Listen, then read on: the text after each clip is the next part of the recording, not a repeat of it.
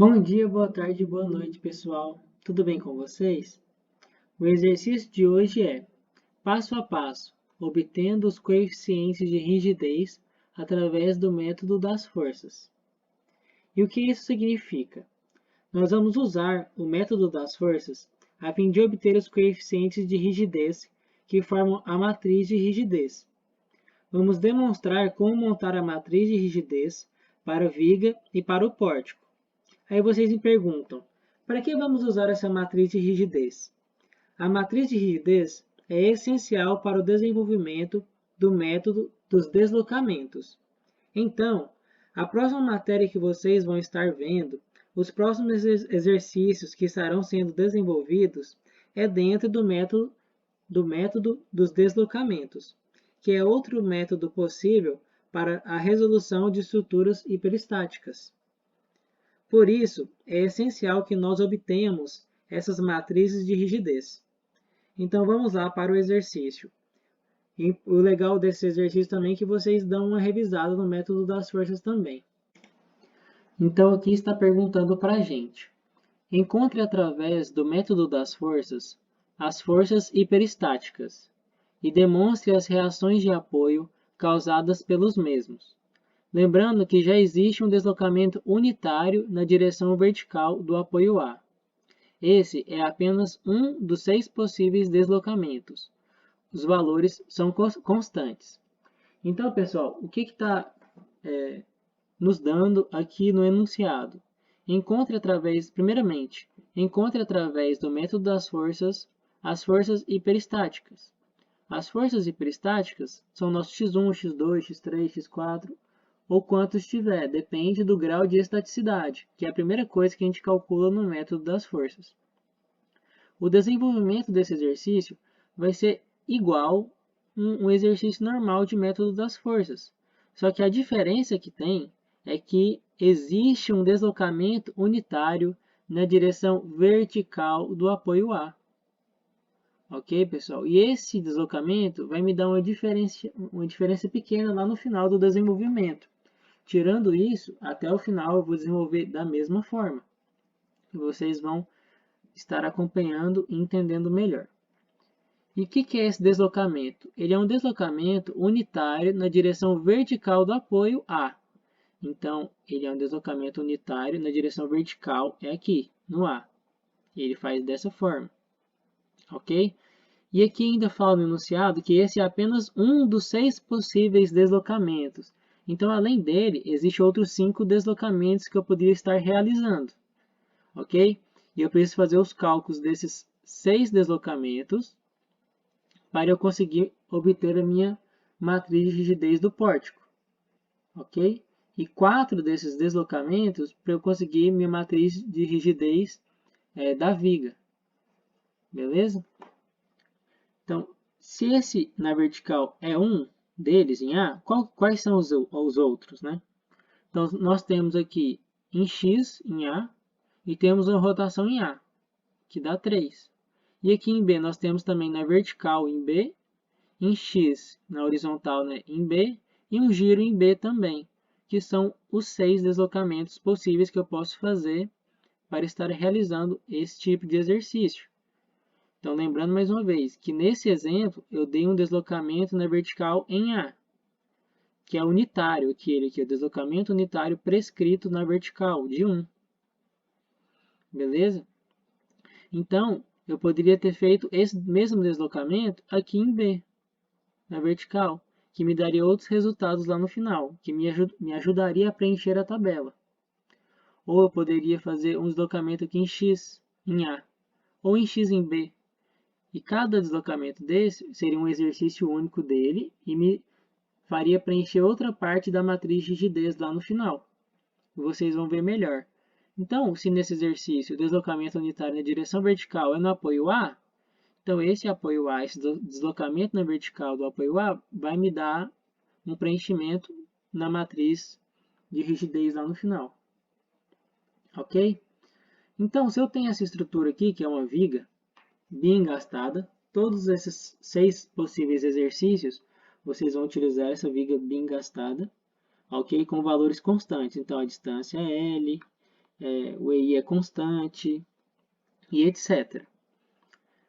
Se eu tenho essa viga bem gastada e não tenho nenhuma força aqui solicitando, né, na viga, como que eu vou ter reações em A, no apoio A e no apoio B? Não tem como. Então, o que faz eu ter essas reações? É esse deslocamento unitário prescrito na vertical. Então, vamos supor que na hora de eu montar essa viga, eu sem querer coloquei esse apoio à esquerda um pouco para cima, né? Um unitário para cima, um valor unitário para cima. Então, houve um giro, houve uma reação aqui. Então, tem esforços na viga, entende? Então, esse deslocamento unitário prescrito vai me dar reações de apoio, tanto em A, tanto em B. Então, é isso que vai fazer a diferença nesse momento. Ok, tirando essa análise, pessoal, eu vou resolver esse exercício aqui como se fosse o método das forças simples e fácil ainda. Qual que é a primeira coisa que nós fazemos no método das forças? Nós encontramos o grau de estaticidade. O que é o grau de estaticidade? É o número de reações de apoio menos o número de equações de equilíbrio. O número de reações de apoio são quantos? 1, 2, 3 no apoio B, né, porque é um apoio de terceiro gênero. Tem tanto reação em X, em Y e giro, momento. E 1, 2, 3 no apoio A, que também é um engaste, um apoio de terceiro gênero, que possui reação na horizontal em X, na vertical em Y, e um giro de momento em Z. Ok? Então, 3 de K e 3 de K são 6. E menos número de equações de equilíbrio. Quais são as equações de equilíbrio? Somatória de força em x igual a zero, somatória de força em y igual a zero e somatória de momento igual a zero. São 3. Então, 6 menos 3 é igual a 3. Então, o grau de estaticidade é igual a 3 e a minha estrutura ela é 3 vezes hiperestática. E ela sendo 3 vezes hiperestática, eu vou ter até o caso 3. Né? Eu vou ter até o X, eu vou ter o X1, X2 e o X3, vão ser 3 hiperestáticos, ok? Então, o meu sistema principal é igual ao caso 0, mais caso 1, mais caso 2, mais caso 3. Até o caso 3, porque são 3 vezes hiperestática, lembrando que os casos começam no 0.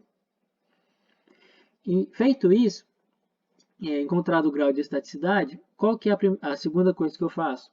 Eu vejo onde que eu vou romper os vínculos para facilitar meus cálculos. Então, pessoal, eu vou romper todos os meus vínculos do lado esquerdo, porque o meu deslocamento prescrito ele foi aplicado no lado esquerdo da viga. Então, eu vou romper todos esses vínculos de cá. Já que é 3 vezes o grau de estaticidade, eu vou romper o apoio de terceiro gênero uma vez, vai virar um apoio de segundo gênero. Eu vou romper outra vez, vai virar um apoio de primeiro gênero. Eu vou romper uma última vez e não vai restar apoio. E o que vai surgir no lugar são as possíveis reações que seriam daquele apoio. Que meu x1 em x, né, na horizontal, o meu x2 na vertical e meu x3, o giro, o momento. Ok? Feito isso, substituindo, conforme eu fui quebrando aqui, né, eu fui achando meus hiperestáticos e montei o meu sistema principal. O meu sistema principal é uma estrutura equivalente à minha estrutura real. E eu acabei transformando ela em um isostático, que é possível ser trabalhado mais facilmente. E meu sistema principal é igual ao caso 0, mais caso 1, mais caso 2, mais caso 3. E o que são esses casos? Só relembrando mais uma vez. O caso 0, eu vou trabalhar com as forças aplicadas no sistema principal. Quais são as forças aplicadas aqui no sistema principal? E não conta aqui os meus hiperestáticos, não são forças aplicadas diretamente na estrutura, tá? Não existe, não tem, né? Então, na hora de eu montar lá meu caso 0, não vai ter nenhuma força aplicada. No caso 1, caso 2 e caso 3, eu vou trabalhar com os hiperestáticos que surgiram com o rompimento dos vínculos. O hiperestático x1 para o caso 1 e assim por diante. Nesse caso, a estrutura possui um grau de estaticidade 3. Portanto, 3 rompimentos, surgindo assim três hiperestáticos, que são os três hiperestáticos aqui. Eu vou demonstrar para vocês como é que vai ser esse desenvolvimento agora. Lembrando que meu sistema principal é igual à soma desses casos, ok? Então, eu vou desenvolver melhor aqui. O meu sistema principal é esse. Lembrando que o meu caso 0, eu vou repetir a estrutura, né, que é uma viga, e eu vou colocar nele todas as forças que estão em cima da minha viga, que é nenhuma, nesse exemplo, ok? No meu caso 1, eu vou trabalhar apenas com hiperestático x1, então meu hiperestático x1 é esse, na horizontal. Então eu coloco ele aqui. No meu caso 2, eu vou trabalhar a mesma estrutura, só com apenas o meu hiperestático x2. E no caso 3, eu vou trabalhar com a mesma estrutura, mas com apenas o hiperestático x3 aplicado nela. E igual na matemática, pessoal, como eu já expliquei para vocês, esse x1 pode passar para o lado de fora, multiplicando toda a estrutura, e resta 1 aqui no lugar. Então, aqui desenvolvendo ainda essa estrutura do caso 1, eu tenho que o 1, tirei o x1 para fora, sobra 1, e aqui eu tenho uma viga, né, engastada, isostática, com essa normal aqui unitária, né, com valor unitário, que é possível calcular, né, pelo método isostático. E eu poderia também multiplicar x1 para dentro, e que viraria x1, só para vocês verem que dá para fazer o inverso. E eu vou repetir a mesma coisa para o caso 2, vou tirar o x2 para fora, tirei o x2 para fora, e ficou o 1. E no caso 3 a mesma coisa, tirei o x3 para fora e ficou um giro de 1 aqui, ok, pessoal? Lembrando que lá na frente, na hora de eu montar as matrizes e os sistemas, esse x1 vai multiplicar essa estrutura de novo, e o meu x2 vai multiplicar essa estrutura de novo, e o meu x3 vai multiplicar essa estrutura de novo. Eu tiro ele agora para facilitar meus cálculos, e se possível usar o método isostático nessas barras. Então, eu achei meu caso 0, que é esse, meu caso 1, que é esse, meu caso 2, que é esse, e meu caso 3, que é esse. E o próximo passo é calcular as reações de apoio, as equações de momento e os diagramas de esforços solicitantes de momento para todos os casos. Então, pessoal, eu vou calcular as reações de apoio a fim de encontrar as equações de momento. E com as equações de momento, eu resolvo pelo método das integrais. E os diagramas de esforços, né, de cada estrutura, eu uso eles para desenvolver o exercício através pelo método da tabela de Kurt-Baer. Por isso que eu fiz os três aqui já de uma vez para vocês já obterem esses resultados. Então, momento, diagrama de esforço solicitante de momento para todos os casos. Então, no caso 1, eu não tenho nada, né, nenhuma força aplicada na estrutura. E vai me dar aqui uma reação de apoio nenhuma, não vai surgir nenhuma reação de apoio, né? E, portanto, não existe nenhum diagrama de esforço solicitante na barra, né? E nenhuma equação de momento para a barra. Finalizei o caso 0. No caso 1, eu possuo uma normal aplicada aqui em A. E ela me gera uma reação de apoio aqui em B contrária a essa unitária aplicada aqui em A. E essa reação de apoio aqui em B vai me dar um momento mx igual a zero, porque por mais que haja uma reação de apoio aqui na horizontal, na minha estrutura ela não causa nenhum momento. Então, minha equação de momento é zero e meu diagrama de esforço solicitante de momento é zero. Não tem nadinha, tá vendo, pessoal? Então, prosseguimos. Lembrando que aqui são todos diagramas de esforço solicitante de momento. No caso 2, eu tenho aqui uma cortante de 1 aplicada em A. E ela me gera uma reação contrária de uma cortante 1 aplicada em B, né, uma reação de apoio. E também gera um giro aqui em B, que tem o valor de L. Ok, pessoal? aqui é bem simples de analisar. Minha cortante, somatória de forças em Y, eu tenho mais 1 para cima, menos a que está de cá. Então, é 1 que combate 1. E o meu giro vai ser quanto? Vai ser 1 vezes a distância que é x, que vai ser x. E qual que é a largura da barra? A distância da barra é L. Então, vai ser L, meu momento. E elas vão me dar o diagrama de esforço solicitante, esse triangular aqui, ó. A minha equação de momento vai ser mx é igual a L, positivo porque está para cima, menos, porque está para baixo aqui o 1, né? O 1 vezes x, que é cortante, ele causa um momento, vezes a distância, até o ponto que eu desejo calcular o momento. Então, é menos, porque está para baixo, 1 vezes x, que é a distância. Ok? E mais L, porque está para cima, e eu achei minha equação de momento aqui, para o caso 2. Feito isso, joguei aqui no x, subi L, né? L positivo, então o diagrama de aumento vem para baixo, menos 1 vezes a distância que é L. Então, ele vai diminuindo aqui, de acordo com que eu avanço até zerar, porque L menos L é zero. No caso 3, eu tenho esse giro aqui, que vale 1, e eu tenho uma reação de apoio 1, aqui também para baixo, combatendo aquele giro. Ok? E no diagrama de esforço solicitante, 1 para baixo aqui, que é negativo, o diagrama, a parte negativa é em cima. Então, menos 1 vai subir 1 para cima e vai continuar 1, porque não tem nenhum valor aqui, nenhum esforço, nenhuma força mudando esse resultado. E vai chegar aqui e vai ser combatido por esse 1, né, que é negativo, e vai descer para baixo. Então, vamos lá. E qual que é a minha equação de momento? A minha equação de momento aqui é igual a menos 1, porque aqui é menos 1. E vai. Ok, pessoal? Então, vamos lá. Seguimos. Encontrei todas as equações de momento e os diagramas de esforço solicitante de cada caso. Está aqui esboçado para vocês. Vocês podem pausar o vídeo e fazer o desenvolvimento de vocês e comparar.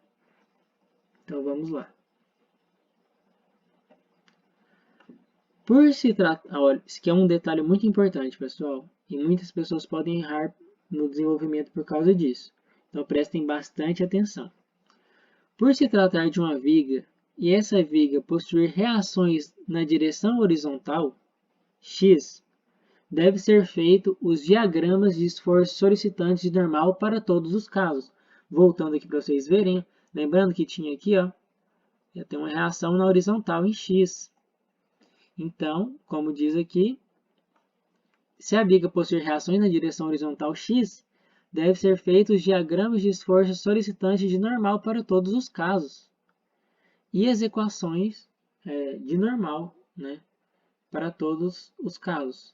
Então, no caso 0, eu não possuo nenhuma normal, não tem nenhuma força, não tem nada, né, no caso 0. Então, a minha equação de normal é 0, e minha estrutura aqui também não possui nenhum diagrama de esforço solicitante. No caso 1, que vai ser o único que vai ter alguma coisa no normal, ele tem uma força aqui aplicada na horizontal, em x, causando uma reação normal, na normal. E vai me gerar uma equação de normal menos 1. Menos 1, que é uma compressão. Se é uma compressão na barra, é negativo. Então, eu desço menos 1. Ok? Menos 1 vem e soma mais 1 aqui, que é essa força, e zera. E eu tenho esse diagrama de esforço solicitante. E essa é a equação de normal. Então, já que eu não tenho normal nem no caso 2 nem no caso 3, vai ser tudo 0, 0. Mas é muito importante que eu tenha essa equação de normal aqui e obtenha esse diagrama de esforço solicitante de normal. Lembrando aqui, pessoal, que eu tinha visto com vocês, né, no método das cargas unitárias, a fim de facilitar o cálculo, em vigas, que é uma viga, nós calculamos o momento e o normal. na hora de calcular, fazer os cálculos de deslocamento. Aqui é a equação de deslocamento completa, tá vendo? Eu corto aqui a parcela da cortante, eu corto aqui a parcela do momento torsor e me resta apenas a parcela da normal e a parcela de momento, porque estou trabalhando com uma viga e ela se calcula momento e normal. Que convém calcular os dois. Diferente do pórtico, que cortante e normal vão ser parcelas tão pequenas que não é necessário de calcular. Então, no pórtico, eu cortaria também a parcela de normal e calcularia só a de momento. Se não houvesse solicitação em x, eliminaríamos, desculpa a gaguejada, pessoal, essa parcela também. Igual nós fizemos em outros exemplos no método das forças, nós não calculamos a parcela de normal, porque não havia esforço e nem reação de apoio normal. Não houve necessidade. Então, para vocês verem, né, se fosse uma treliça já seria só normal, só relembrando, uma grelha é igual ao momento fletor e torsor. Então, feito isso, continuamos.